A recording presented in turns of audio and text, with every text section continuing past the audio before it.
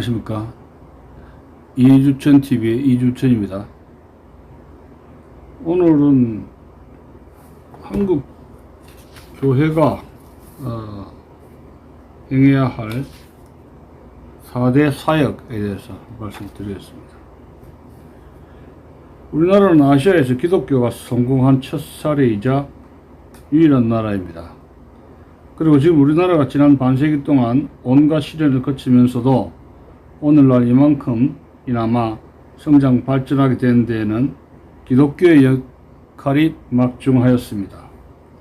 우리 사회의 교육계, 의료계, 사회복지계를 필두로 사회 전 분야에서 교회에서 길러낸 일꾼들이 포진하여 제자리를 지켜왔길래 우리 사회가 이 정도로 발전하였고, 또 이나마 지금 이만큼이나마 유지하여 가고 있다는 점입니다. 이 점에 대해서 우리는 크리스찬으로서 긍지와 자부심을 가져도 좋을 것입니다. 그런데 지금 한국 교회에 속한 우리들이 한 번쯤 깊이 생각해 보아야 할 것이 있습니다. 다름 아니라 한국 기독교가 지금처럼 축복받아 부흥성장케 된 데에는 하나님께서 한국 교회를 통하여 이루시고자 하시는 하나님의 계획과 경륜이 있지 않을까, 그런 생각을 하게 되는 겁니다. 우리는 깊은 기도와 묵상 중에서 우리를 향하신 하나님의 그 계획과 경륜을 헤아려 그에게 순종하고 헌신함이 마땅하다고 생각이 됩니다. 그래서 성경 구절 중에서 몇 구절을 통해서 생각해 봅니다. 성경 구절 이사야서 58장 12절을 읽겠습니다. 네게서 날짜들이 오래 황폐된 곳들을 다시 세울 것이며 너는 역대 파괴된 기초를 쌓으리니 너를 일컬어 무너진 데를 수보하라는 자라 할 것이며 길을 수축하여 거할 곳이 되게 하는 자라 하리라. 저는 이 말씀을 한국 교회에 주는 하나님의 명령으로 받아들이는 것입니다. 먼저 첫 부분에서 네게서 날짜들이 황폐한 곳들을 다시 세울 것이며 라고 하셨는데, 네가 누구겠어요? 바로 한국 교회를 가리키는 게 아니겠습니까? 그리고 한국 교회를 섬기는 우리 사역자들을 지적한 것이다, 그렇게 생각을 하게 됩니다. 그래서 내게서 날짜들이라는 말은 한국 교회가 길러낼 평신도 일꾼들 혹은 한국 교회를 섬기고 있는 우리들 목회자들이 목회를 통하여 길러낸 복음의 일꾼들을 말하는 것이 아닌가, 그런 생각을 하게 됩니다. 다음으로 황폐된 곳들을 다시 세울 것이며 라는 말은 무엇을 뜻하는 말인가 생각을 해보니까, 성경 그리스도께서 주인이 되시지 않는 모든 나라, 모든 역사는 황폐하여질 수밖에 없음을 말해주고 있습니다. 왜냐하면 인간성 자체가 죄로 인하여 황폐하여져 있기 때문에 그런 정신으로 세운 모든 역사는 끝내는 황폐한 역사로 나아갈 수밖에 없음을 말해 주는 것입니다. 그렇다면 그렇게 황폐해진 세계를 누가 어떻게 세워가느냐 하는 것이 큰 숙제인 것입니다. 이사야서 58장 12절에는 너희 한국교회가 길러내는 복음의 일꾼들, 그리스도의 제자들이 황폐한 땅을 회복시키고 황폐한 역사를 다시 일으켜 세우려 하라는 명령을 한국교회에 내리고 있습니다. 이 땅의 황망함을 보고서란 복음성가의 구절도 있습니다. 나는 이 땅의 황망함을 보고서란 복음성가에서 보면은 이 나라 이 사회의 민심이 황폐해지고 인간성과 도덕성이 허물어지고 경제, 교육, 사회, 문화, 정치 곳곳에서 황폐하게 무너진 처지에 이르고 있는 것입니다. 이런 현실의 측면에서 하나님께서는 한국 교회가 교회로 하여금 일꾼들을 길러내어서 다시 세우라고 명령을 하시는 것입니다. 하나님의 명령은 다음과 같습니다. 너는 역대 파괴된 기초를 쌓아라. 오늘날 우리 한국 사회는 영적, 정신적, 도덕적 기초가 마구 흔들리고 있음을 새삼 언급할 필요는 없을 것입니다. 이렇게 흔들리게 된 것이 어제 오늘의 일이 아니라는 겁니다. 이를 고치라고 하나님께서 한국교회에 명령을 하시고 있다는 겁니다. 너는 한국교회가 이 국가와 사회의 와장창 허물어진 기초, 파운데이션을 다시 세우라고 명령을 하시는 것입니다. 너는 역대 파괴된 기초를 쌓아라. 이걸 좀 더 영어로 문법에 따라서 올바르게 번역하자면 내가 하나님이 너 한국교회로 하여금 여러 세대의 기초를 일으키게 하겠노라 이런 것입니다. 이런 명령이야말로 한국교회가 한반도에서 감당해야 할 역사적 사명이 되어야 할 것입니다. 하나님께서는 한국교회로 하여금 이 땅의 내일의 역사를 일으켜 나갈 막중한 책임을 한국교회에 주셨다. 이렇게 볼 수가 있는 것입니다. 자, 그렇다면 한국교회가 행해야 할 4대 사역이 무엇인가? 이런 점, 구체적 사역이 무엇인가? 이 점에 대해서 한번 생각을 해보겠습니다. 먼저 마태복음 9장 35절에서 38절에 기록된 예수님의 목회에서 한국교회가 행할 바를 찾고자 합니다. 먼저 35절을 볼까요? 35절에는 3대 사역이 지적이 되고 있습니다. 예수께서 모든 성과 촌에 두루 다니사 저희 회당에서 가르치시며, 요게 이제 교육 목회 아닙니까? 천국 복음을 전파하시며, 요게 복음 전도죠. 모든 병과 약한 것을 고치시니라. 요게 치유 목회입니다. 그래서 성경 마태복음 9장에 언급된 것은 3대 사역이죠. 교육 목회, 복음 전도, 치유 목회, 이렇게 세 가지라 지적이 되고 있습니다. 이건 예수님께서 땅에 계셨던, 이 땅에 살아 계셨을 때 행하셨던 3대 목회입니다. 사실 실제로 한국교회는 이 땅에 첫 발을 디뎠던 1세기 전부터 이들 세 가지 사역을 부지런히 열심히 실천해 왔습니다.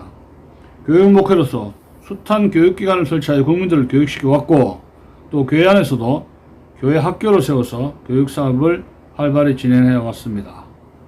치유 목회로서 많은 병원들을 세워 이 나라의 의료사업의 기초를 닦아왔죠.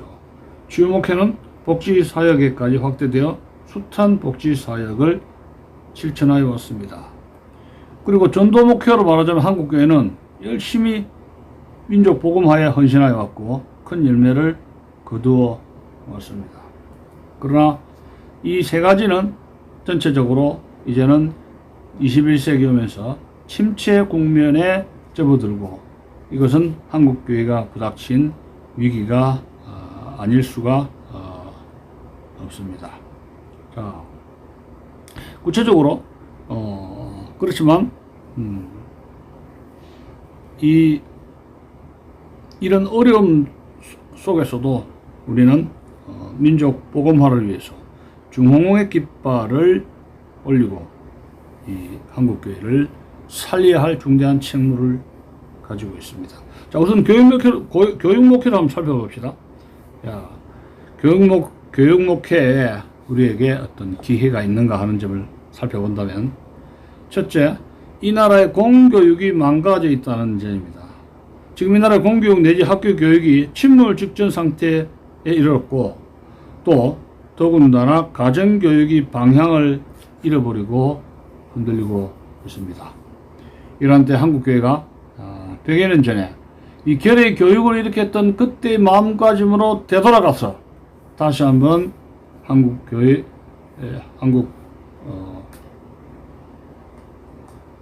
교육을 일으키는 일에 대안을 제시해야 할 것입니다. 그래서 한국교회의 교육 목회가 교세 확장에까지 연결될 수 있도록 하여야 할 것입니다. 오히려 이러한 공교육 위기는 한국교회로 하여금 교세 확장의 어떤 찬스를 맞이하고 있지 않는가 그런 생각을 하게 됩니다.